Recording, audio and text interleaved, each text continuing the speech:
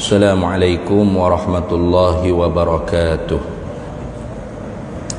Bismillah, alhamdulillah, wa syukru lillah ala ni'matillah, wa la hawla wa la quwwata illa billah.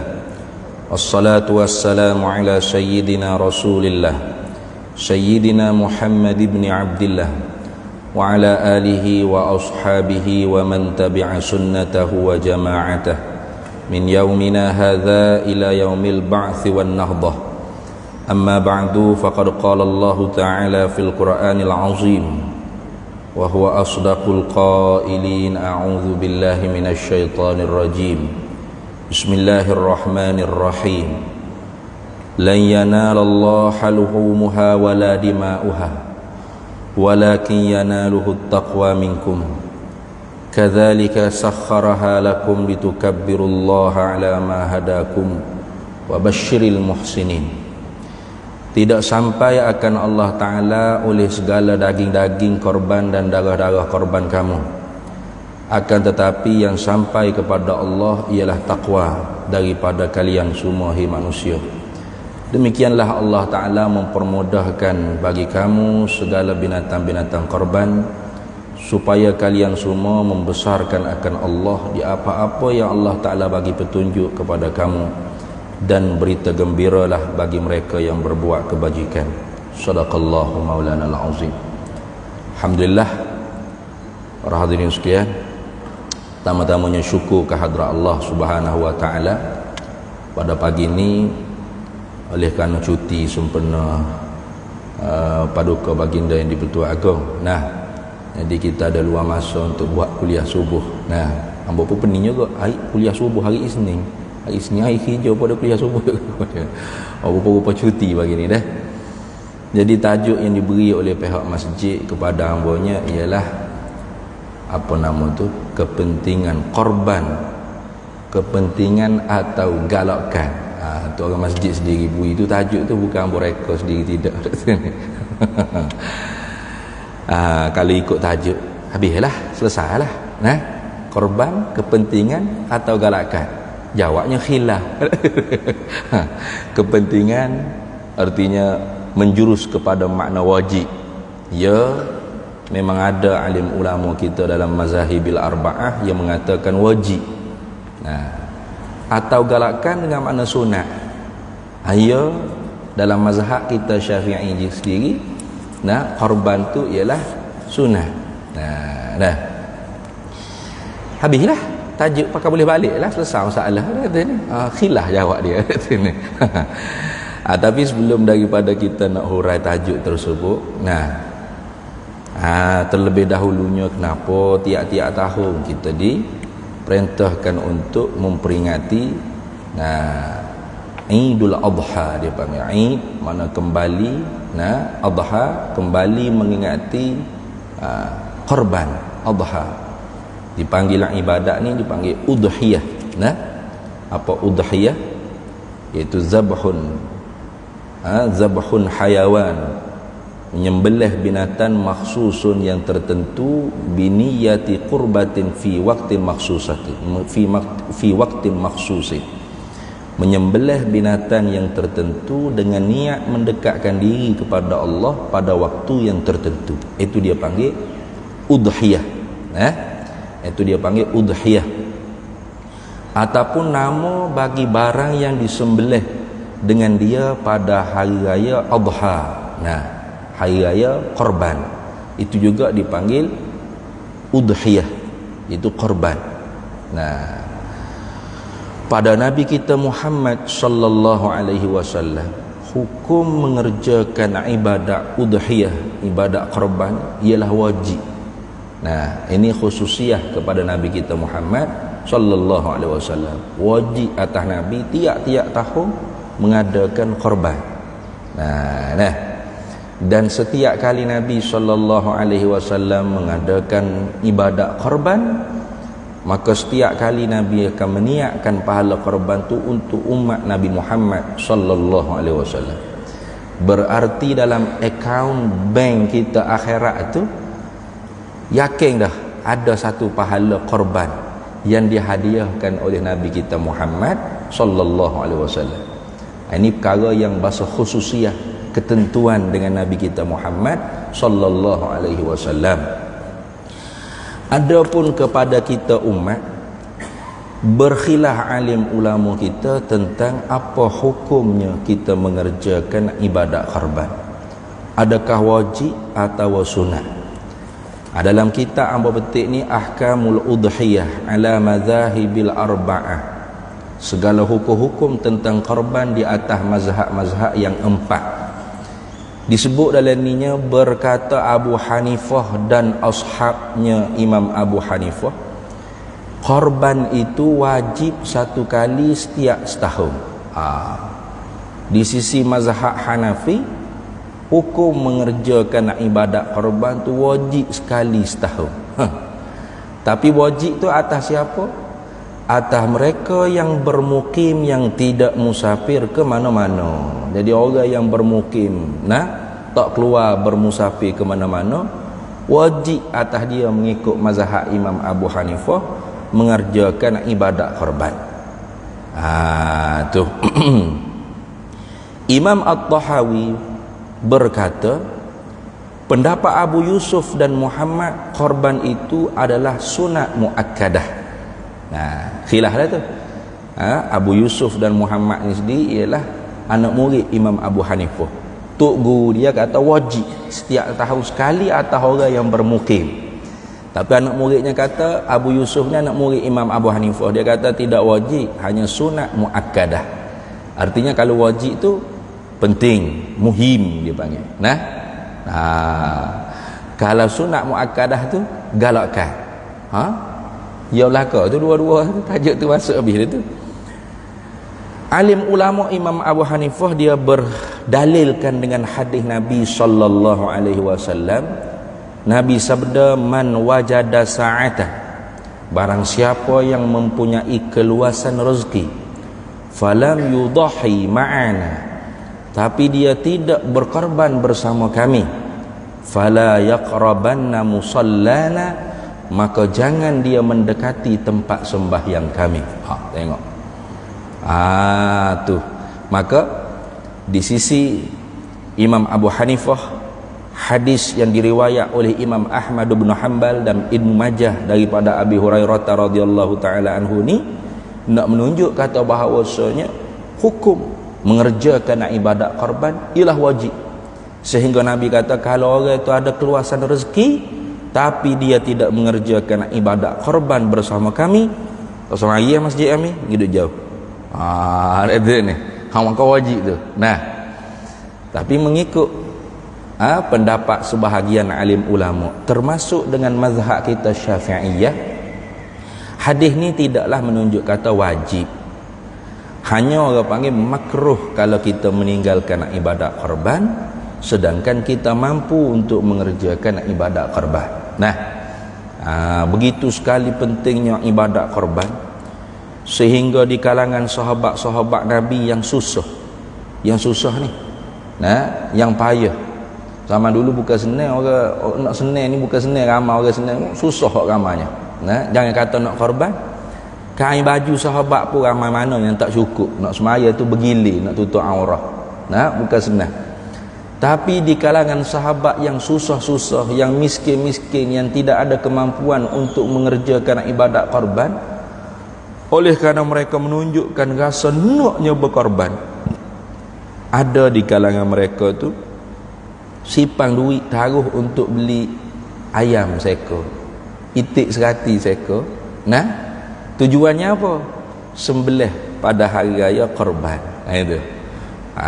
Padahal tak termasuk tu orang panggil binatang-binatang yang sayugia atau sunatnya dikerjakan korban. Karena ibadat korban ni mestilah kepada binatang an'am dia panggil. Binatang yang berkaki 4. Ayam ni berkaki 2, itik pun berkaki 2. Maka yang berkaki 4 antara lain ialah unta, lembu, kerbau, kambing, biri-biri, kibas dan sebagainya. Ini binatang-binatang yang ditentukan untuk dilaksanakan ibadat korban. Jadi tak boleh kita ambil ayam seka, kita mahal satu bahagia sekarang 700 800. Tak mampu kita. Nah, kita pakai korban ayam lah. Ni. Dah lah ayam seka 7 bahagia pula tu. Tu berapa sen, berapa ringgit jatuh, 20 ringgit 20 ringgit seka. Jadi jatuh ke berapa ringgit tu. Maka tidak sah tu, tidak dikira. Tapi oleh sahabat-sahabat yang susah-susah, mereka nak menunjuk kata mereka ni nak beribadat korban. Seandainya Allah Ta'ala bagi sa'atul rizq, keluasan rezeki, kaya, pasti mereka akan sembelih unta, sembelih lembu dan sebagainya. Tapi oleh kerana mereka miskin, mereka tidak mampu, maka ayam pun ayam gila ni. Yang penting apa? Nak berkorban. Ini nak menunjuk kata bahawasanya begitu sekali pentingnya ibadat korban. Jumhur fuqaha ni di kalangan mazhab Maliki, Hambali dan Syafi'i. Jumhur fuqaha berpendapat bahawa korban itu adalah sunat muakkadah, bukannya wajib, dan dimakruhkan tinggal berkorban bagi mereka yang mampu mengerjakan ibadat korban. Dia duit banyak tapi dia tak ambuh buat ibadat korban. Mahal, dia kata 700 nak kau. Senang dia buat korban di luar negara. Sekarang kan banyak style luar negara. Murah-murah. Myanmar ke Burma mana ke 200, 100 setengah satu bahagia ibaing. Saya korban lah. Mana? Kat luar negara tu. Betul ke tak betul tu wallahu a'lam lah. Kita tak berani lah nak tuduh. Namun kita kata apa-apa kan kena saman pula ni. Kita tak tahu hakikat wallahu a'lam. Tapi ada juga yang berunsurkan penipuan. Tu beribu orang ni masuk ambil bahagian korban untuk dengan dia di luar negara. Tapi yang dikorbannya hanya seekor lembu yang sama. Lembu yang sama, dia ambil gambar, letak nama akhir hantar ke puak ni. Ada juga lagu tu. Jadi untungnya berapa ribu untung. Yang dia habis buat beli lembu tu berapa ratus saja. Kerana lembu di sana mungkin barangkalinya masih murah. Sebab tu satu bahagian 150, 200, masya-Allah masih murah lagi. Maka kadang-kadang orang kita ni dia pilih ke sana, keluar negara.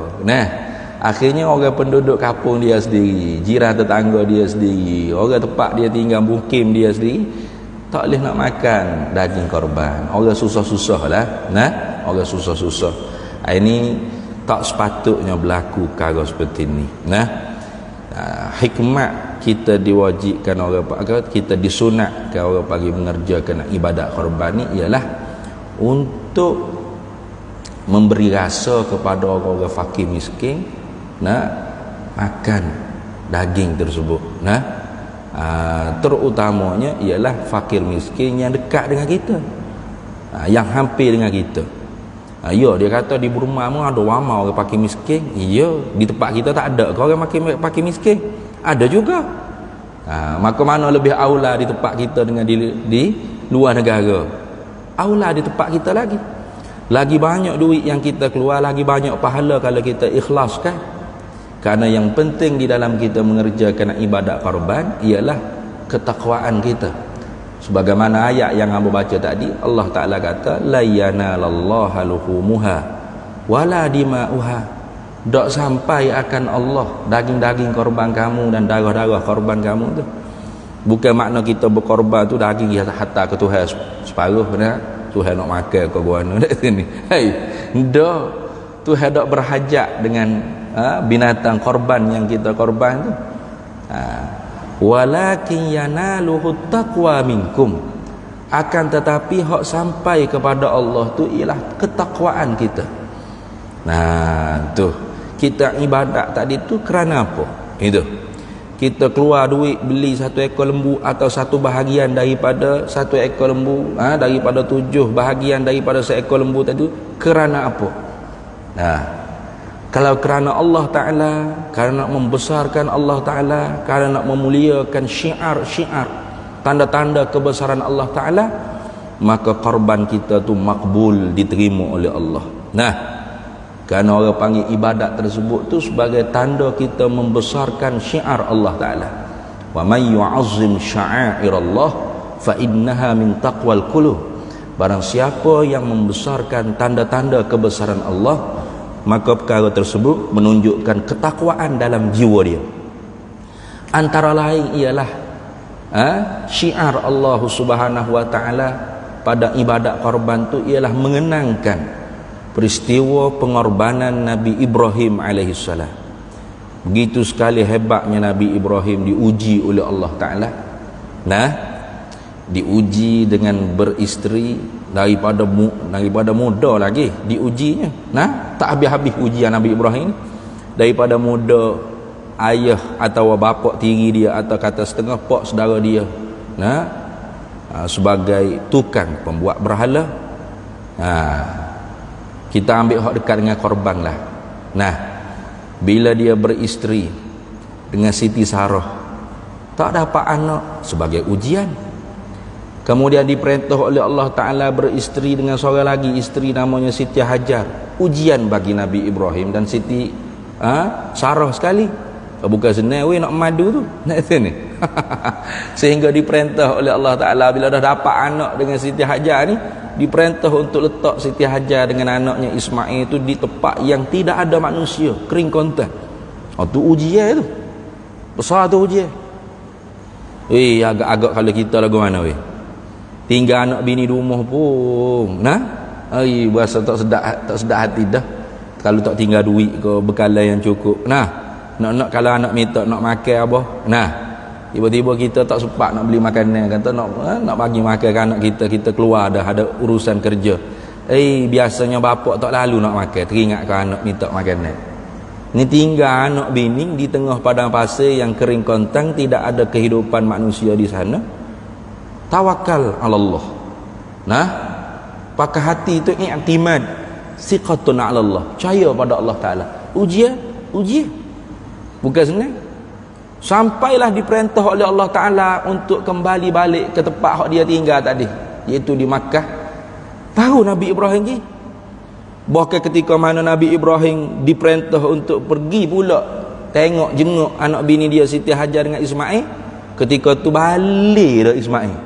Falamma balagha ma'ahu sa'ya, tak kala mana balik dah orang panggil Nabi Ibrahimnya, barulah diperintah untuk Nabi Ismail tu balik dah.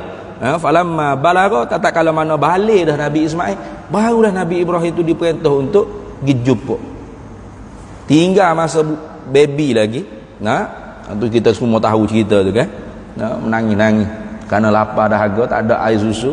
Siti Hajar pun lari daripada sofa ke Marwah, nah, Marwah ke sofa, sofa ke Marwah, Marwah ke sofa, cari air. Karena nampak macam Fata Morgana tu seperti air, berlari lagi cari air, rupa-rupa tidak ada airnya. Maka di situ pun Allah Ta'ala suruh kita peringat juga, tiap-tiap kali kita buat umrah ke haji mesti ada sa'i. Nah, inna safa wal marwata min sya'airillah, sesungguhnya Safa, nah, dan Marwah tu ialah salah satu daripada tanda-tanda kebesaran Allah. Kita sampai sekarang pun disuruh berlari-lari anak. Nah, apa tu? Memperingati perbuatan Siti Hajar. Nah, dan disunatkan minum air Zamzam memperingati Nabi Ismail alaihissalam. Dia duduk menangis tu kaki dia tak atas bumi, tubik mata air. Yang air tersebut tak kering. Sampai ke bila-bila, sampai kiamat tak kering. Nah, kalau zaman orang tua-tua kita dulu pergi buat haji umrah, lagi sedap. Air tu boleh buat balik geleng-geleng. Siapa ada hak menega nak pula balik ke Malaysia ni, menega air Zamzam pula. Yang ambil free buat balik menega. Sekarang ni kerajaan Saudi dia tak bagilah. Nah, sebebas-bebasnya begitu, mesti kena ada hak dia. Mana setiap orang tu sebotol seorang ke dua botol seorang je boleh buat balik. Nah, nak minum buah-buah ke minum Mekah. Nah, bila dah besar dah, balik dah, barulah Nabi Ibrahim diperintah oleh Allah Ta'ala untuk berjumpa. Kalau Allah Ta'ala tak perintah Nabi Ibrahim untuk pergi balik ke Mekah, tak balik. Tu taatnya Nabi Ibrahim kepada perintah Allah. Siapa-siapa tengok anak dia balik dah besar dah, masya-Allah, suka tak boleh bayar lah. Nah, anak pun anak yang soleh. Dak marah ke pok. Dia kata pok apa aku tinggal aku di pada pasir dengan mak aku dia kata ni. Bahasa pok tak bertanggungjawab dia dah. Nah, ini contoh-contoh yang patut kita kena ambil daripada para anbiya dan mursalin. Bila dah jumpa dah saat balik, baru diperintah boleh berjumpa dengan anak dia Ismail. Diberi mimpi pula supaya sembelih. Ya bunayya inni ara fil manam anni azbahuka fanzur maza tara. Hei anakku, semalamnya aku mimpi. Mimpi para nabi ini ialah satu bentuk daripada wahyu. Mimpi kita ni boleh jadi banyaknya mainan tidur. Tu mimpi kita. Bukan semua mimpi tu mainan tidur. Ada mimpi yang benar. Tapi banyaknya kita ni mimpi kita mainan tidur. Karena kita ni boleh jadi tidur dengan tidak ingat kepada Allah. Tidur dalam keadaan berhadar. Tidur sambil duk tengok Facebook. Dah lah tengok Facebook, tengok Hindustan pula tu duk gelek tu ni. Khabar-khabar raib. Lepas tu mimpi tu tak luaga tu. Mimpi tu tazyinus syaitan. Tapi ada juga mimpi kita tu yang benar dah. Tapi kalau mimpi para nabi itu pasti wahyu. Maka sebab tu Nabi Ibrahim alaihissalam bila bangun tu dia tanya selalu dah. Tanya pendapat anak dia. Nak tahu kata anak dia ni jawab lagu mana. Ya bunayya inni ara fil manami azbahuka fanzur maza tara. Hei anakku, semalam aku diberi mimpi oleh Allah Ta'ala, aku diperintah untuk sembelihmu. Apa pendapatmu wahai anak? Tanya pendapat nak sembelih. Tu. Oleh kerana Nabi Ismail ni orang soleh. Tu. Moyang Nabi kita Muhammad sallallahu alaihi wasallam pucanya lahir ke Ismail.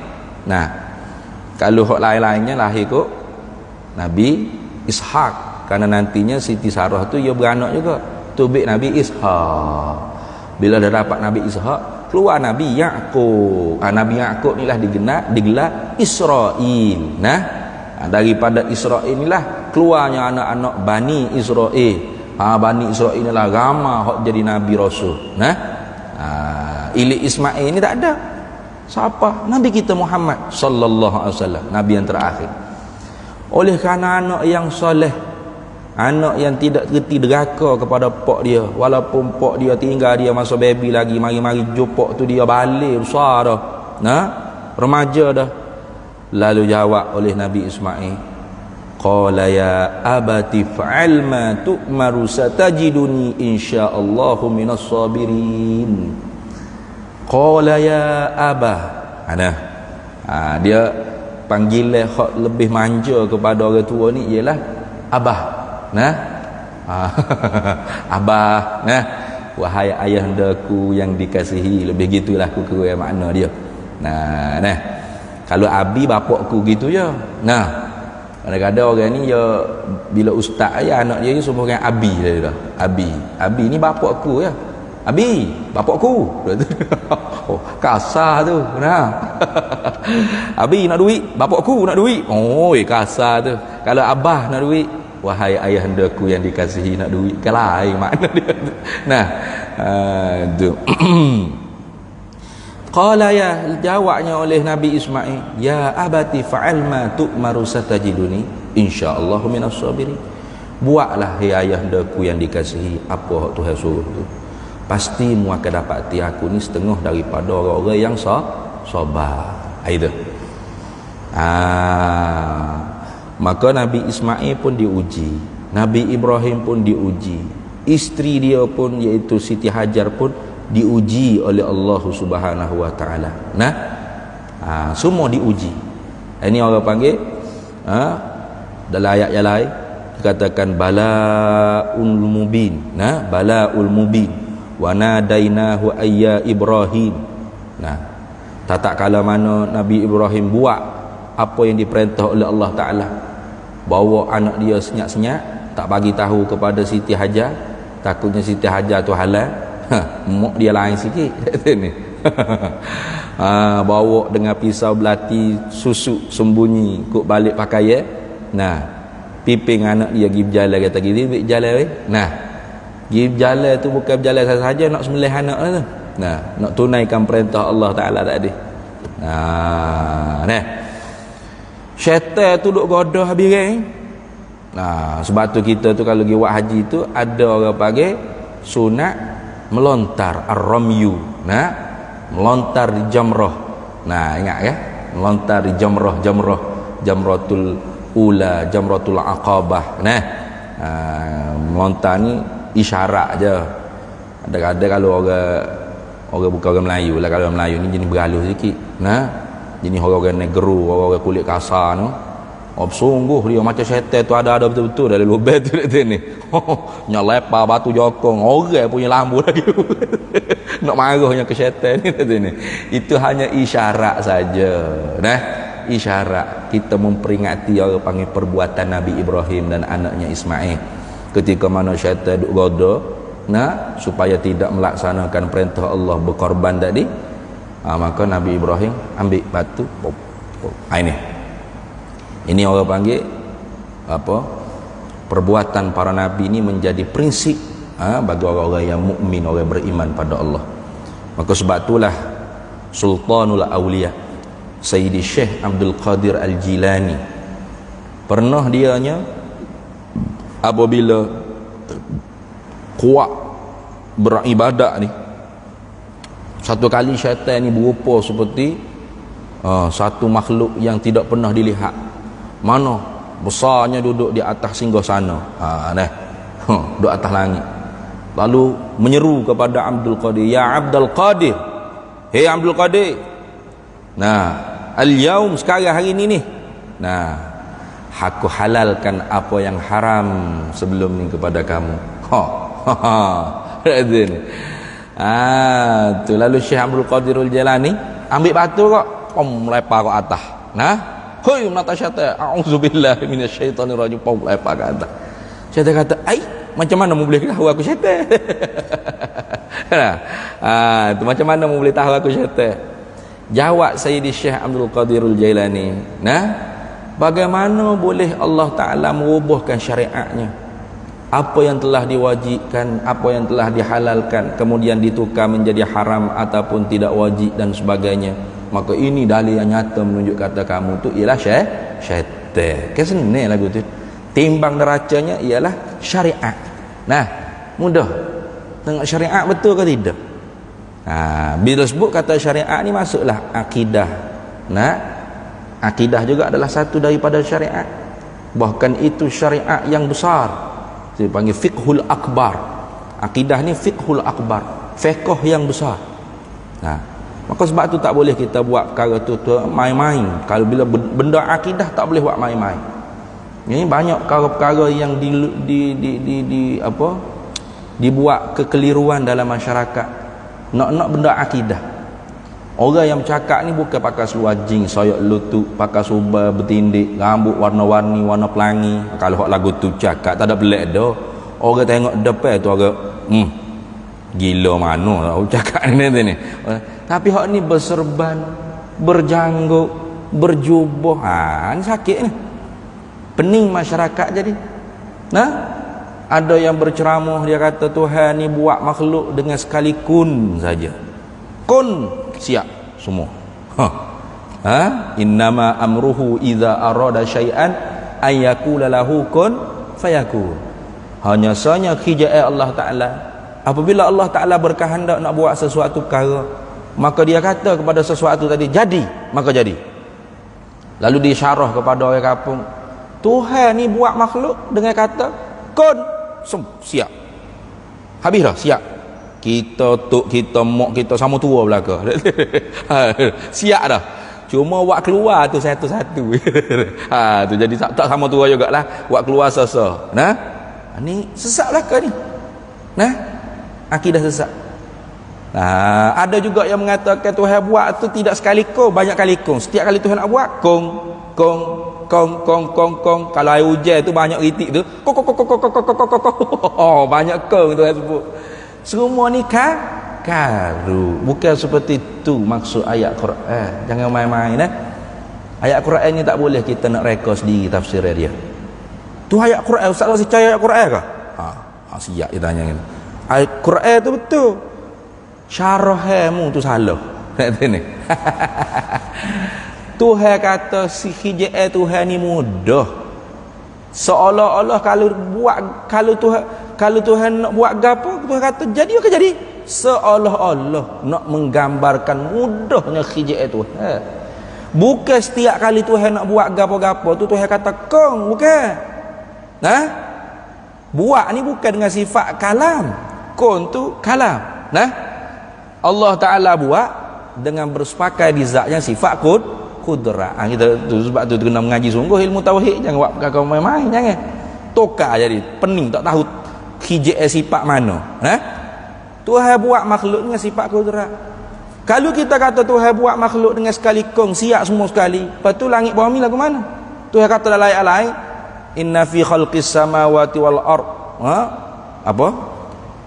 Allahul ladzi khalaqas sama fi sittati ayyam. Allah buat langit bumi ni pada 6 hari. 6 hari nak kau? Tak dikata sekali kong kau panjang kong tu.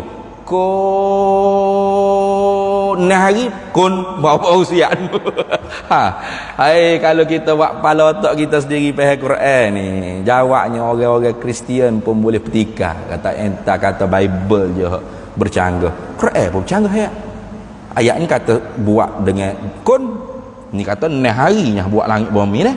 Mana salah betul. Kalau kun bukan 6 hari, sekejap berapa saat aja kun siap. Ni 6 hari. Mana salah betul. Jawabnya kun tu bukan Tuhan buat, kun tu Tuhan kata. Nak fahamnya ginilah.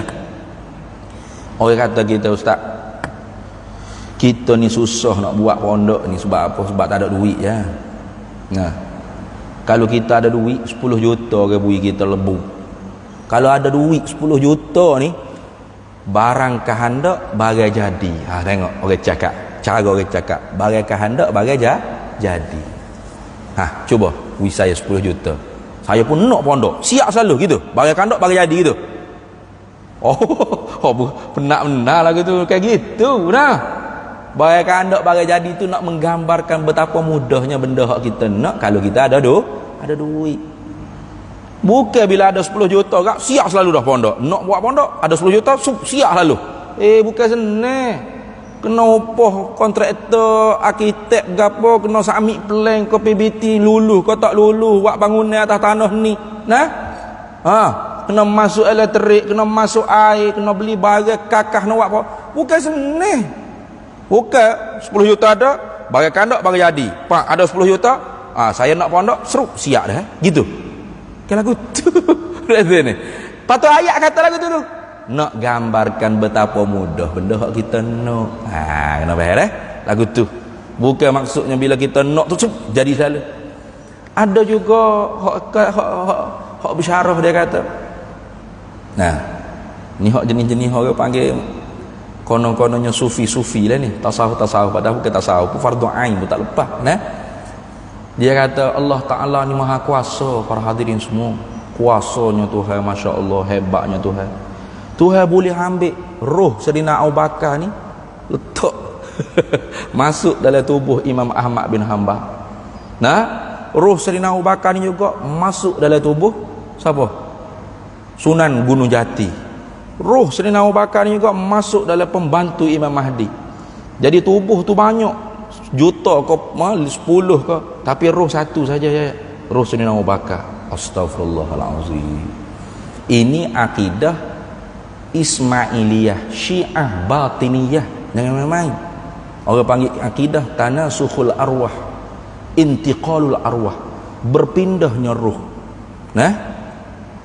Allah memang maha kuasa. Tak ada siapa dia kata Tuhan tak maha kuasa. Kalau kata Tuhan lemah, kafir lah orang itu. Tapi berkuasa Allah Ta'ala tu pada perkara yang mungkin. Perkara yang mungkin. Perkara yang terima sungguh, terima tidak, terima ada, terima tak ada. Adapun roh yang satu masuk dalam tubuh yang banyak, ini bukan mungkin. Ini mustahil. Nah, pertama yang menyebabkan orang yang beriktikad tanasukhul arwah mempercayai akhirat tak ada. Kenapa? Roh ni berpindah-pindah. Siapa bila-bila tak tahu.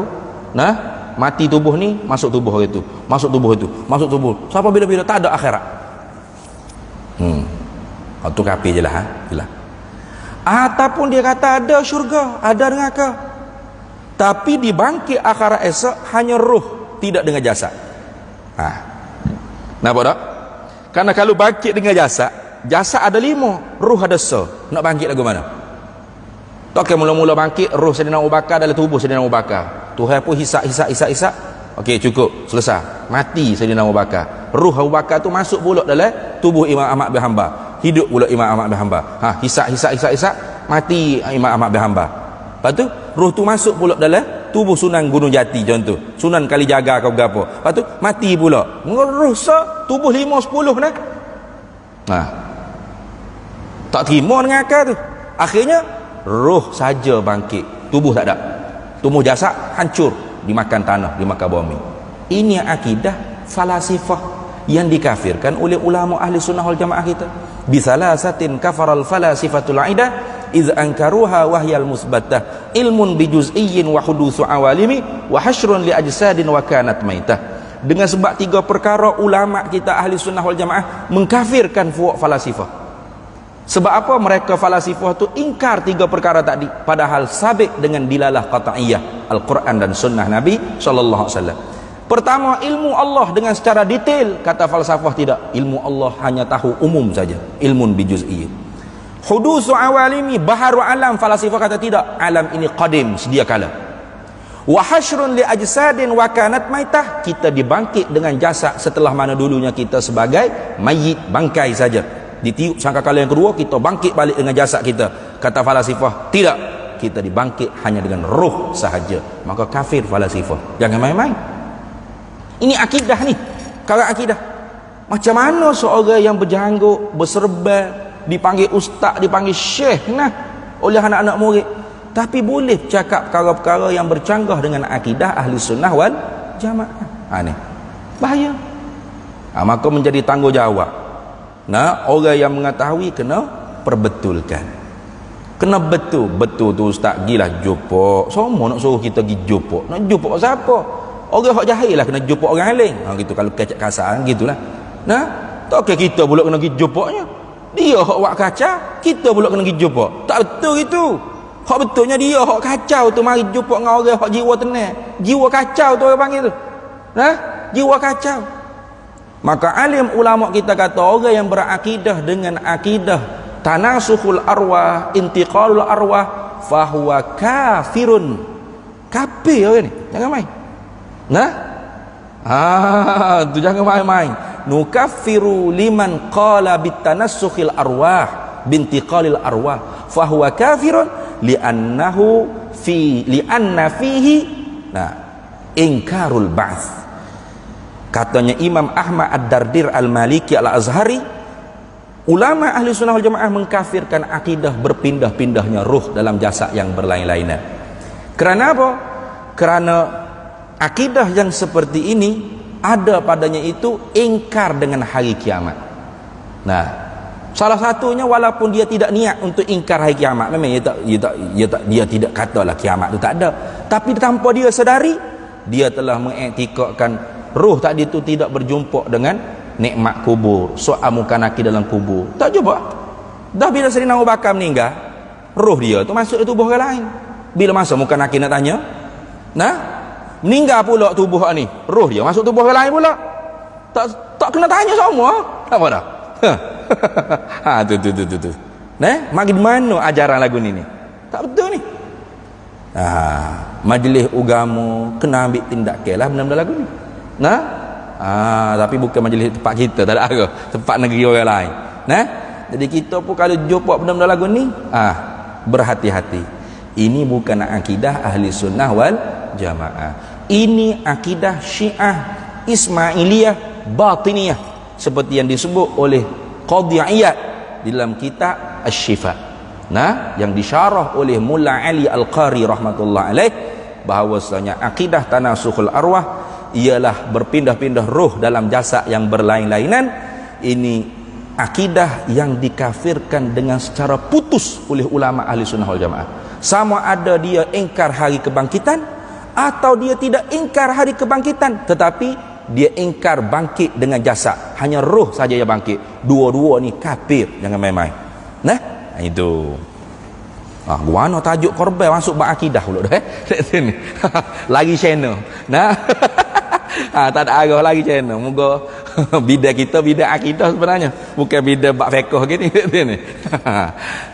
Kalau bab akidah insya-Allah. Nah, bolehlah. Nah, itu kalau bab fiqh gini sudah. Kecek bab fiqh pun pergi ke akidah. Mana? Tak ada arah lah. Nah. Ini nak cerita kata tadinya apa? Nabi Ibrahim alaihi salam apabila digoda, dihasut oleh syaitan, maka Nabi Ibrahim tak tinggal perintah Allah Taala, ialah lepas batu pok syaitan. Akhir siapa kita lah ni kali gi wak akhir haji disuruh peringat. Nah, lepas ar-ramyu melontar. Bila dekat-dekat dah Nabi Ibrahim alaihissalam nak sembelih anak dia, wa nadainahu ayya Ibrahim. Bila dekat-dekat dah lalu bunyilah firman Allah Taala, "Hei Nabi Ibrahim, qad saddaqta ru'ya." Sungguhnya benar-benar telah benarlah mimpi engkau. Inna kadzalika najzil muhsinin. Sesungguhnya kami akan balas baik kepada orang yang berbuat baik. Inna hadza lahwal bala'ul mubin. Sesungguhnya ini adalah ujian yang sangat nyata. Nah, jadi ujian daripada Allah Ta'ala. Bukan Allah Ta'ala tidak tahu Nabi Ibrahim bagaimana hebatnya keimanan dia. Allah maha mengetahui. Tapi ujian ini sebagai nak menzahirkan kepada kita umat kehebatan teguhnya iman Nabi kita, Nabi Ibrahim alaihissalam. Nah, supaya kita ambil contoh tauladan. Nah, itu. Maka kerana itu sampai sekarang pun kita disyariatkan setiap tahun memperingati, orang panggil apa? Ujian yang telah diuji oleh Allah Ta'ala kepada Nabi Ibrahim alaihissalam, iaitu berkorban. Tapi kita tu bukan suruh sembelih anak lah kat sini. Nabi Ibrahim pun bila dekat-dekat nak sembelih, Allah Ta'ala tukarkan dengan kibas. Nah, tu kibas tu Ibrahim musembelih itulah. Nah, bahawasanya mu tu setengah daripada orang yang benar-benar orang yang berbuat baik, taat perintah Allah Subhanahu wa taala. Baik. Para hadirin sekalian, dalam satu hadis Nabi sallallahu alaihi wasallam tentang kelebihan berkorban ni banyak. Beberapa hadis Nabi sallallahu alaihi wasallam antara lainnya daripada Aisyah radhiyallahu taala anha wa alaihi salam, hadis riwayat daripada al-jamaah, banyak di kalangan ulama-ulama hadis riwayat hadis ni. Dikatakan Nabi sallallahu alaihi wasallam sabda, "Ma amila ibnu adama yauman nahri amalan ahabba ila Allah azza wa jalla min hiraqati damin." Ma'amila benu Adam, tidak ada amalan anak Adam yauman nahri, pada hari raya. Jadi sebab tu hari raya Idul Adha sunatnya awal, semaya raya tu awal. Nah, tu dia tak sama seraya yang Idul Fitri. Kalau Idul Fitri sunatnya pelewat. Tempat kita ni tak tahulah lagu mana. Kalau di kampung Biniam, mama sok mau raya kampung Biniam. Di Terengganu tu dia tak kira Idul Adha, Idul Fitri awal semua. Nah, dia kena ada bezalah. Kalau Idul Fitri sunat pelewat, sunat makan dulu sebelum nak pergi maya raya. Nah, sebab apa Idul Fitri ni sunat pelewat? Kerana apabila selesai je khatib berkhutbah, habis raya. Tak ada raya, habis dah. Sebab tu khatib tu turun daripada khutbah, duk takbir Allahu Akbar, Allahu Akbar. Idul Fitri dia kata nak takbir sebelum khatib naik berkhutbah. Selesai aja khatib khutbah, habislah raya, tak ada. Tu Idul Fitri. Nah, sebab apa? Sebab tak nak kita ni berasa kita ni suci terlalu lama sangat. Nah, 30 hari ni. Nah, 1 bulan Ramadan ni duduk mujahadah lawan nafsu. keempat, Idul Fitri, kembali kepada fitrah. Kesucian diri, kebersihan jiwa, kebersihan rohani. Lepas tu rasa bersih tu jangan duduk lama sangat, terus pula bermujahadah. Itu hikmahnya raya Idul Fitri sekejap ya. Cuma tempat kita je lah sebulan. Dah kata sebulan puasa, sebulan lah raya Ustaz weh dek ni. Satu bulan berpuasa, satu bulan juga raya sana sini apa hal baru selesai. Habis dah apa hal? Kenduri kahwin pula dek ni. Oh, baik wah sama pok kita. Itu. Tapi kalau Idul Adha, Idul Adha sunat berawal. Sebab apa sunat awal? Kerana lepas ni kita nak sembelih lembu ni. Kerja berat juga sembelih lembu ni. Nak sembelih binatang korban ni. Kena lembu-lembu hak liar pula tegak. Orang hak tak pandai nak berjinak tegak. Berjoging dia dengan lembu tu, berambak pula, berlomba lari dekat ni. Macam-macam urusan pula masyarakat. Maka sunat awal semaya raya Idul Adha. Lepas mai raya tu boleh lagi nak takbir. Boleh lagi yaumut tasyrik. 3-4 hari lagi boleh takbir raya, jangan duk bimbang. Tu lagu tu. Lepas mai raya tu baru sunat pergi makan. Sebelum nak sembelih lembu. Makan dulu lah. Wi kagak sikit tubuh nak beramak dengan lembu ni. Tu kan. Kadang-kadang benda gini kita tak jaga tu. Pihak-pihak masjid pun bukan sinilah. Tempat lain. Ya kira awal semua. Tak ada kira gaya apa. Ya betul awal. Pukul 8 mai dah. Laju. Biar ada beza sikit lah. Idul Adha awal. Sebab apa? Nak sembelih lembu pula ni. Kena pula sama masjid tu 10 ekor, 20 ekor. Siapa nak buat kerja? Berawal. Kalau Idul Fitri pelewah. Sebab apa? Habis khatib, habislah gaya, tak ada. Sepatutnya gitu. Sebab tu kalau gaya di Mesir jerit menangislah kita. Memang sungguh. Lepas maya gaya habis, pejabat pun buka macam biasa. Kita pelajar-pelajar Malaysia awak hiburan lah. Rumah terbuka, rumah negeri ni nampak macam suasana raya di tempat kita Malaysia. Arak ada Idul Adha meriah. Tempat dia Idul Adha meriah. Orang fakir miskin tak suka sungguhlah daging uta, daging bagi-bagi. Kita dah Idul Adha supaya malah raya nah. Kalau boleh tak ada raya pun tak apa Idul Adha. Kita balik for kita. Raya Idul Fitri ni Allah radio tu. Lepas Syawal ni ada lagi main lagu raya. Kata gila tak gila. Semangatnya Idul Fitri ni. Dah ada arah lah. Jadi Nabi kata tidak ada amalan anak Adam pada hari raya. Ma'amila ibnu Adama yauman nahri, tidak ada satu amalan yang diberamal oleh anak Adam pada hari raya, satu amalan ahabba ilallah, yang terlebih dicintai oleh Allah Ta'ala, min hiraqati damin, lebih daripada menumpahkan darah, yakni udhiyah. Tak ada. Ini amalan yang paling dicintai oleh Allah pada hari raya korban. Maka sebab tu kalau kita ada duit lebih nak korban, nak seekor terus, seekor lembu terus kalau boleh. Kalau boleh jadi wajib korban tersebut. Mana wajib kita tak boleh nak makan lah. Tu kita kena bui belaka. Dia wajib ni sama ada dengan nazar. Ni dah. Nazar lagu mana? Dia berlafaz lillahi alayya. Ada. Lillahi alayya. Kerana Allah wajib di atas aku. Itu. Atau alayya an udhiyata bihadhihi syati. Wajib atas aku korbankan dengan ini binatang. Tika tu wajib. Nazar dia panggil. Wajib dengan sebab nazar. Ataupun wajib dengan sebab ta'yin. Ta'yin ni tentu. Tentu. Contoh lagu mana? Orang tanya lembu buat apa tu mak? Kita kata nak korban ni.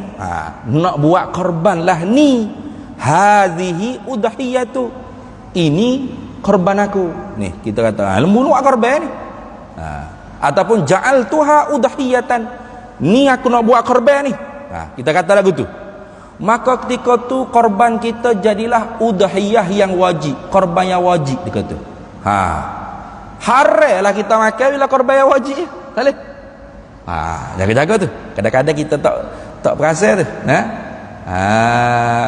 Tu nak orang hak seekor lembu lah. Kalau hak gia ni tak payah juga nak jadi wajib ni. Sebab nak tunjuk tu lembu saya nak buat korban, bukan saya seorang, 7 orang, 7 gia. Hak ni seekor lembu dia seorang. Orang tanya lembu nak buat apa tu? Ja'altuha udhiyatan. Aku nak buat korban tu. Bila kata lagu tu je wajib. Korban tu jadi wajib. Bila wajib haram makan walau satu mulut. Wajib disedekah semua sekali. Maka jangan ta'yin nek tu ni. Jangan ta'yin. Bah lagu mana jangan ta'yin? Nah, insya-Allah. Gitu. Buh insya-Allah belakang tak ada tak jadi ta'yin. Nak buat korban ni insya-Allah. Tu tak ta'yin gitu. Insya-Allah jika diizin oleh Allah Taala. Ataupun nak buat korban sunat ni sebut saya dah sunat. Tak jadi ta'yin. Kalau kata nak buat korban ni, tu orang panggil itlaq. Al-lafzu iza utliqa insarafa ila fardil kamil. Lafaz ni bila itlaq ni mana sebut dengan mutlak, udhiyah, korban, tidak dikait sunat ke tak, maka kembali hak lebih sempurna, hak paling lengkap sekali udhiyah ialah udhiyah yang wajib. Itu dah. Baik. Wa innahu la ta'ti yaumal qiyamah. Dan pastilah binatang korban kita tu akan datang pada hari kiamat biquruniha, dengan tanduk-tanduknya, wa azlafiha, dan dengan kuku-kukunya, wa asy'ariha, dengan bulu-bulunya. Itu. Wa innad dama, dan sesungguhnya darah korban yang kita jatuhkan, kita korbankan tadi, la yaqa'u minallahi ta'ala, jatuh di sisi Allah Subhanahu wa ta'ala, bimakanin, sebelum daripada jatuhnya binatang, qabla an yaqa'a 'ala al-ardi, sebelum bahawa jatuhnya binatang tersebut di atas bumi, fatibu biha nafsan, maka baikkanlah diri kamu dengannya, dengan binatang korban. Jadi Nabi cerita kata akhirat esok binatang korban ni akan dibangkitkan dengan segala bulu-bulu kuku dia semua sekali. Dalam riwayat lain dijadikan kenderaan kita pula akhirat esok. Tu. Tapi kenderaan lagu mana tu tak kenderaan lembu tak ada kau for share ustaz. Jangan fikir lagu tu lah. Namanya kenderaan lembu, tapi laju tak laju tu Allah Taala lah yang Maha mengetahui nak sapa kepada masyarakat tu laju setara mana. Jangan buat gambar lembu dunia memang slow lah, jalan gitu je. Lembu akhirat ni lajunya wallahu a'lam. Sepantal kalah lah fosya ke apa tu lembu jini, kerbau jini, kalah habis. Nak badi lembu hak kita korban lillahi ta'ala untuk akhirat. Kita ni kalau ditiup sangkakala yang kedua, kalau mati di kawasan Masjid Umbudiah ni, nak bakit sini, nak jalan ke mana nu? Pada Arafah jauh. Nak balik patah tak boleh ni. Mereka halau. Piak. Jalan lagi. Orang tak cara dah, tak sigaret-gerek ke apa tak ada, nak order gerek jauh sangat ni malaikat letih juga nak berjalan. Tak ada. Masing-masing nafsi-nafsi. Jadi kalau kita lillahi ta'ala wa korban, mudah-mudahan Allah Ta'ala beri kenderaan kita untuk jalan akhirat esok. Sapa pada mahsyar. Naik ke apa kata lembu jini, mula korban lillahi ta'ala, alhamdulillah tu hawi lembu jini sekarang. Tu lagu tu. Jadi korban tadi belum darah dia tu jatuh di atas tanah. Belum orang panggil apa? Lembu tadi, binatang korban tu rebah atas tanah. Darah dia tu mengalir dah di sisi Allah Subhanahu wa ta'ala. Maka sebab tu Nabi kata fatibu biha nafsan, maka pereloklah dengan binatang korban tadi akan diri kamu. Cari hak molek-molek. Kita ni nak buat korban ni cari hak kuku. Ni murah sikit ni. Jangan lagu tu lah. Hak nak buat makan hari-hari ni tak ada hal lah hak tak molek pun. Hak nak buat korban ni biar hak molek, hak comel, hak mahal. Nak 7,000 seekor. Dah tu ni. 9,000 seekor. Baru ya. 8,000 seekor, 10,000. Nak gemuk-gemuk sehat-sehat. Itu baru tu. Kerana ni ibadah, bukan asal berkorban, bukan. Tetapi bila ibadat para hadirin semua, mestilah kita kena mengaji. Jangan semata-mata kita buat kerana sudah menjadi adat tempat kita buat lagu ni, jangan. Kena mengaji. Antara lain, perkara-perkara yang kurang orang panggil dititik berat di kalangan kita lah. Kalau buat korban 1 ekor lembu 7 bahagian, Iaitu sebelum kita nak akad untuk beri sedekah ke, untuk beri hadiah ke, kalau di dalam kitab-kitab fiqh disebutkan oleh kerana satu ekor lembu tu kita bagi 7, dia lembunya, lembu uta dah. Kalau kambing tak boleh 7 bahagi kambing tu seorang lah. Mau kambing pun biri-biri pun 7 bahagian juga. Lembu kubah boleh 7 bahagian. Bila kita bagi 7 bahagian, maka sebelum daripada nyata jelas bahagian masing-masing, setiap juzuk daging tu bersyarikat, bersekutu milik 7 orang. Ini kadang-kadang orang kita tak ambil cermat ni. Ibadat kena cermat. Bila sembelih, lapah daging gapo, lapah kulit gapo, kerak-kerak daging lapah gapo siap, semua tu duduk stokor, setambung lagu tu. Kalau seka untuk sorga tak ada hal lah, selesai lah. Tanya ni, siap dah ni, lagu mana weh? Bagi ayat, hamba nak ambil sikit. Selesai, dia boleh setuju. Sebab apa? Hak dia seka ni hak dia sorga. Apa dah? Adapun kalau 7 orang ni 7 gia, setiap juzuk urat daging tu ada pemilik 7 orang, 7 penamu. Ni ada tak orang cerita perkara ni? Ni ada dah deh. Ada dah. Jadi bila kita nak nyata orang panggil hak milik 7 gia, kita kena bagi dulu 7. Tak dulu. So memang lambatlah sikit. Payahlah. So 2 3 4 5 7 nyata. Tak ni nama orang tu, nama orang ni, nama orang ni, nama orang ni. Sama ada tuai hak gerbes dia ada atau dia wakil. Bila dah nyata dah hak milik masing-masing, baru dia boleh setuju. Ni hak hamba ni. Dia ambil nak sedekah, hak ni nak masak dulu, hak ni hamba nak ambil sikit nak sedekah ke orang nak bagi ke saing-saing ke apa. Baru dia boleh setuju. Engkau nyata dah hak ni hak bahagia dia. Kalau hak duk setambung tadi, ambil lah tu. Hak hamba ada tu hak mana? Hak demo. Itulah dalam banyak-banyak tu ada tu hak hamba tu. Dak hak mana sah? Hak tu setambung tu hak siapa dia? Adalah tu hak hamba ada dalam tu. Hak mana sah hak demo hak sini? Adalah tu hak mana-mana tu ada ambil je. Jangan. Kita ambil tu hak orang tu. Ni kena cermat dalam buat amal ibadat. Kita nak suruh orang ambil tu biar hak kita. Boleh ke? Orang nak mari minta beras rumah kita. Kita kata, "Gi ambil beras rumah jiran saya dah." Beras tak apa? Tak apa, gi ambil rumah jiran saya tak apa. Jiran saya. Ada saya juga situ ni. Gi ambil tak apa beras. Mana boleh? Beras rumah jiran kita, hak jiran kita walaupun ada nama kita situ. Jiran saya. Beras tu hak kita ke? Tak, hak jiran kita tu. Jangan ada buat halal tak tentu kali tu. Kalau nak ambil beras boleh. Ambil beras saya. Tu baru hak nyata. Kita nak perhalal ni, perhalal hak kita bukan perhalal hak orang okey. Sama juga. Dalam bab gerban ni pun sama. Sebab tu kalau gerban tutup guru kita ni jaga sungguh tu.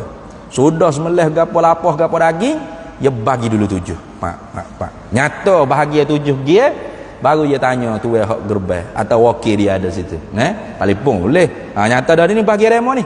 Demo nak suruh masak dulu kalau ke mana ke? Ambil masak dulu. Sipai sikit kawan nak bagi.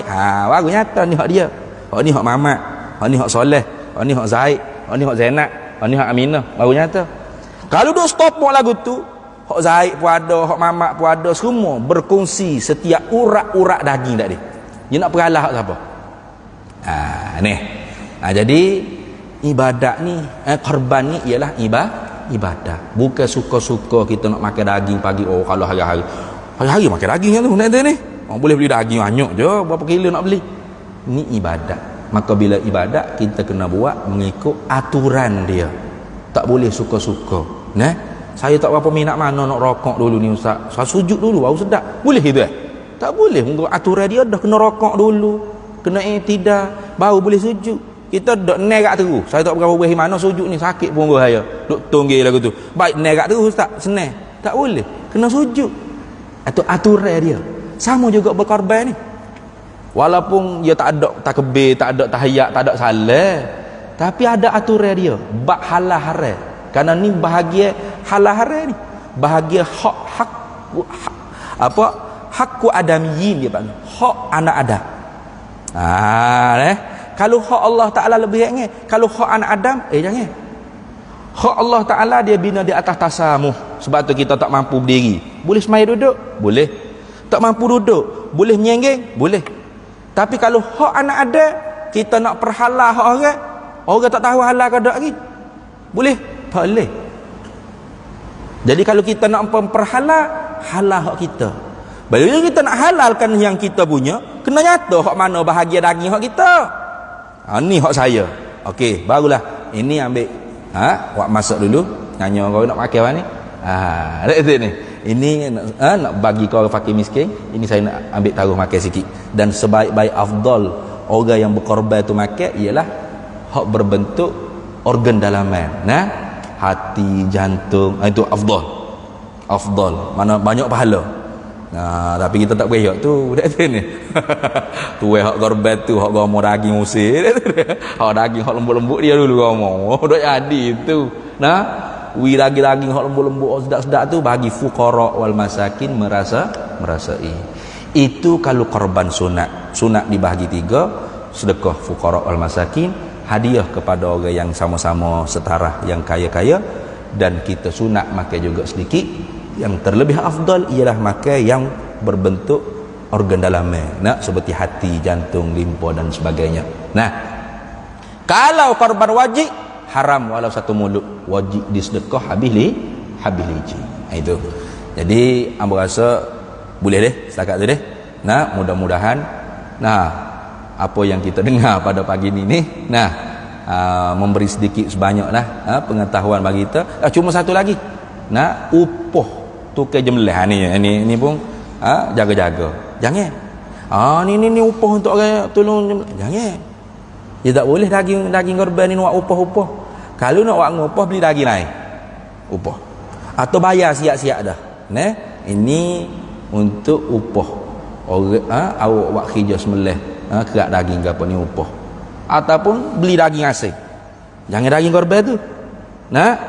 Adapun daging korban tu kita bagi ke tukang jemlah sebagaimana bagi kepada orang lain juga. Tu tak apa tu. Bukan niat nak bagi ngupah dak.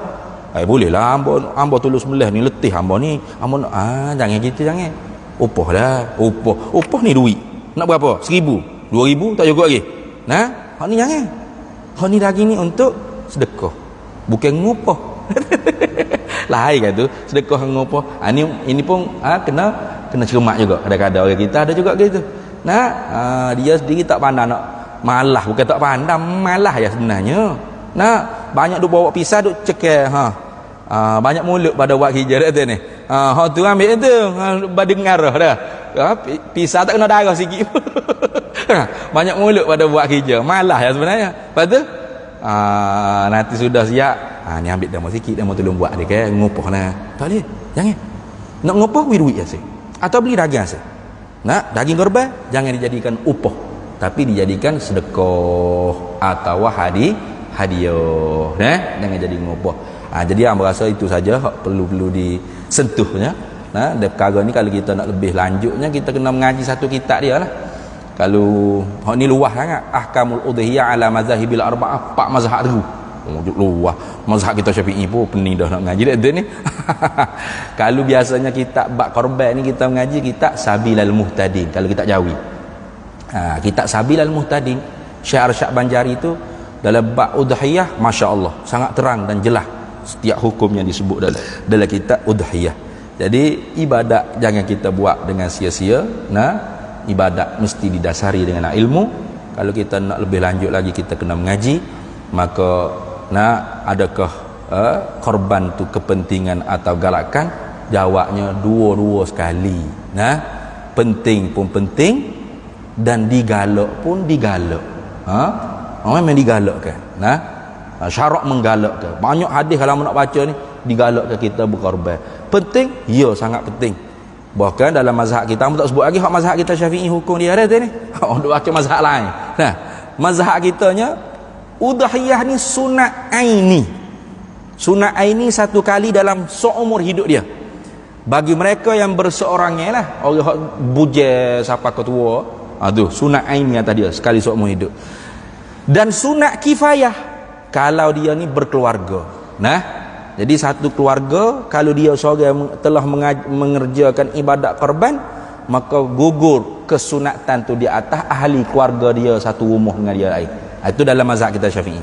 Kalau dia bujel siapa ketua, siapa kemati bujel, sunat aini sekali cukup pada seumur hidup. Nah, itu hak dalam mazhab Syafi'i. Tapi sunat ni yang kata jah lah. Orang kita ni oh gitu saat dihukum dia sunat jah. Abahmu sunat jah. Sunat ni bukan jah. Sunat ni nah. Sunat nah. Tu lagu tu ni jah. Jangan jah gitu dah tu ni. Sunat ni nah. Hak kita nak buat kata saya buat tu kuasa. Kena kata sunat nah. Nah. Oh, ibadat korban ni sunat nah. Lepas tu apa mu tak buat? Oh, aku tak ada duit. Tak ada hal. Nah, aku ada banyak duit tapi malah saya. Oh, malah lah Jangan sunat jah. Jah ni tahkir dia panggil. Memperlekeh. Neh? Jah tahkir hina macam sunat je jah itu. Jangan je gitu. Nah. Oh, selalu dah salah boleh. Ada. Selalunya kan. Ada silap.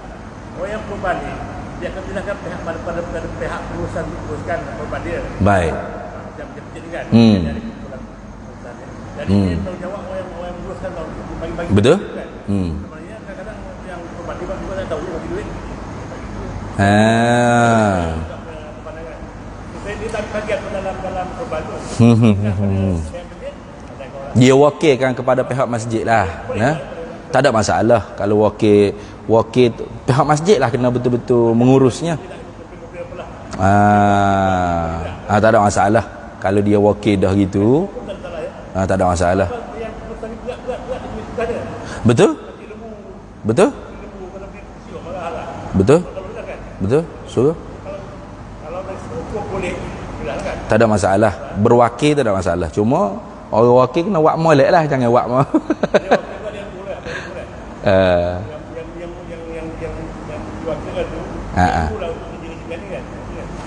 Maksudnya orang yang menguruskan ni. Okey. Tak ada ilmu kan? Betul. Mestilah. Dia kena orang ada ilmu, betul? Contohnya kan ada sekarang kita bagi tiga kan. Bagi tiga, satu bagian untuk korban. Satu bagian untuk bagi miskin. Okey. Satu bagian untuk orang awam. Kan? Untuk buat makan selalu. So yang untuk korban ni, ada bagi 2 kilo kan. Bagi tujuh. Okey. Korban ni boleh dapat lebih. Boleh. Tak ada masalah. Sebab kalau tadi dia wakil ke masjid dah semua 7 orang tu dia tak hadir belaka. Dia serahlah orang masjid. Nah. Maka itu atas kebijaksanaan orang masjid dah. 10 kilo. Maksudnya bagi miskin kan. Dia bagi miskin kan. Bagi miskin ni katakan lagi apa ada di bagian ni 30 kilo. Dia boleh bagi berapa boleh bagi miskin kan? Betul? Bagi ya. Bagi 10. Tapi kita buat 30 beg lah. Betul? Satu beg tu 10 beg, satu beg 3 kilo. Boleh kan? Boleh, tak ada masalah. Yang pentingnya bagi ke fakir miskin tu daging yang fresh, bukan masak gulai ke apa. Daging yang fresh. Daging asli. Kalau dia nak jual balik atas dia belaka. Kalau dia kita bagi hok masak dah siap gapo hok tu, dia makan dah lah. Betul? Wajib. Kenapa? Betul. Orang panggil bukan tak sah tu sah berkorban. Cuma berdosa kita. Nah, sah tu sah tapi berdosa. Tu biasa berlaku gitu. Ibadat tu sah tapi berdosa. Macam orang semaya tapi curi kain waktu tutup aurat. Semaya dia sah tapi berdosa dia guna kain haram tanpa izin orang. Itu. Macam dia kak. Ibadat dia sah dah. Tapi oleh kerana dia tak bagi langsung ke fakir miskin, maka buat pokok kaya dia. Fakir miskin makan selok mati kera gitu. Ibadat dia sah tapi berdosa dia sebab tak bagi kepada fuqara wal masakin. Pihak mengurus dah. Jadi kalau orang korban tu dia serah duit dah, pakai orang masjid urus lah hamba ambo balik kapur tak ada sini ni contoh banyak kayak lagu tu. Nah, atas kebijaksanaan pengurusan di masjid lah.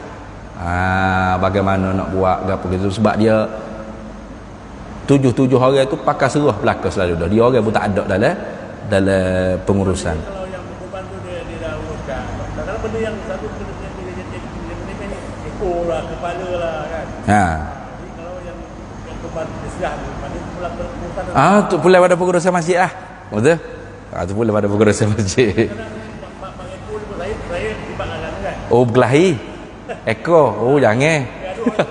So ekor sedak tu. Bagi problem tu. Betul? Betul? Masuk boleh. Bagi ABCD kan. Kita dapat dah Ya. masuk. Ya. Boleh. Ya. Ya betul daging ke tak? Kita berkorban satu bahagian saja. Ya. Kita niatkan untuk satu keluarga. Sedangkan amalan-amalan yang berbelah Arab sana, satu ekor, satu ekor kambing. Okey. Betul? Betul? Tapi amalan kita di Nusantara, kita Satu bahagian. Pahala kita niatkan untuk seluruh keluarga. Boleh, tak ada masalah. Tak ada masalah. Gugur sunat kifayah tak ada. Betul.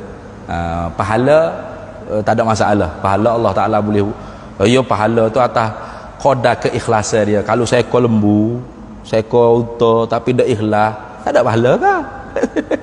Tapi kalau sebahagian ikhlas betul, pahala Allah Taala boleh bagi kepada ahli keluarga kita.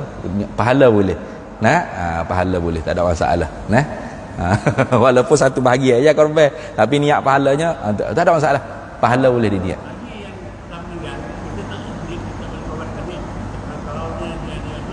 Pahala boleh, niat pahala. Dapat? Boleh? Niat pahala boleh. Betul? Boleh. Niat pahala boleh. Niat pahala ya. Macam Nabi SAW lah, kita tak lahir lagi dia niat dah pahala kita. Boleh, tak ada masalah. Niat pahala boleh. Kalau nak korban kena lahir dulu, kena pasti kena izin sendiri. Habis itulah dah. Ada lagi tak?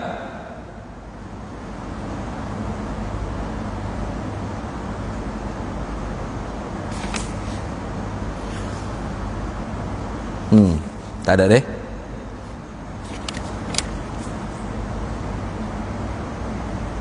Binatang korban tu jangan cacak yang mengurangkan daging. Kalau tak kurang daging tak ada masalah lah.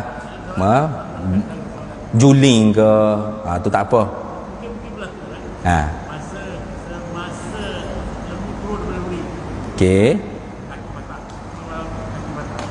Dia cacat lah. Dia cacat.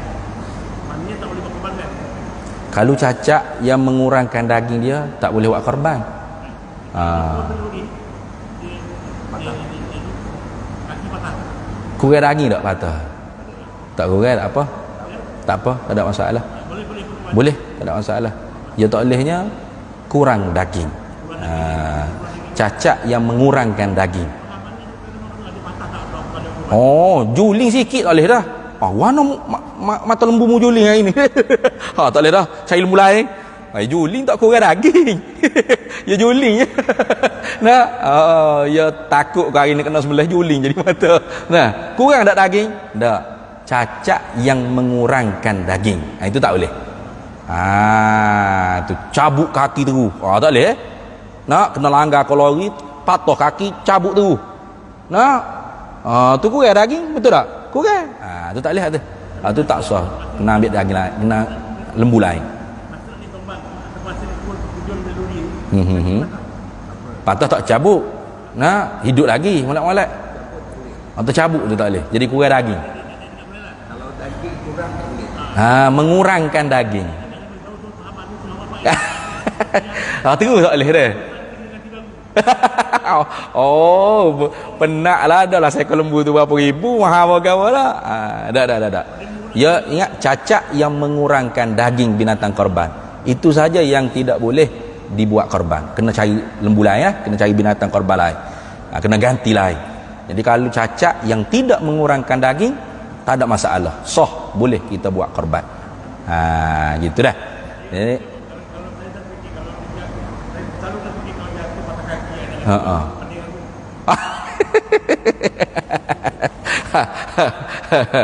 aduh. Aduh. Tapi kalau macam dia lari-lari masuk dalam lokal, patu luka habis bergaluh tu, tu kurang daging tu. Kalau kekurangan daging itu tak boleh tu. Cacat yang mengurangkan daging kan. Macam kena langgar kereta, cabuk tangan, cabuk kaki, tangan tak ada lagu tu. Itu tak boleh. Kalau ingat yang tidak yang mengurangkan daging, itu tak boleh. Cacat yang mengurangkan daging. Itu saja.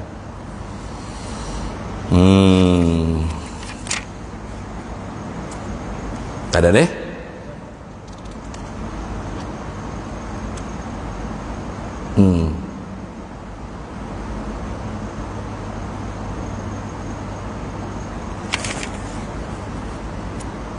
Tak ada. Wallahu a'lam wa ilmuhu atam.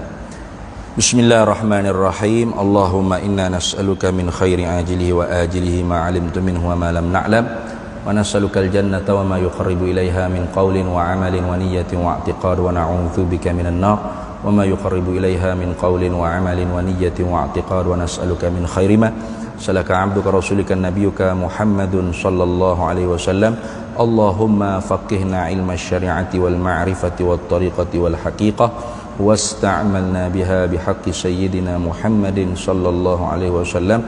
Rabbi fanfa'na bi barakatihim wahdina al-husna bi hurmatihim wa amitna fi tariqatihim wa mu'afatin minal fitani wa sallallahu wasallam ala sayyidina Muhammad wa ala alihi wa sahbihi wasallam walhamdulillahi rabbil alamin.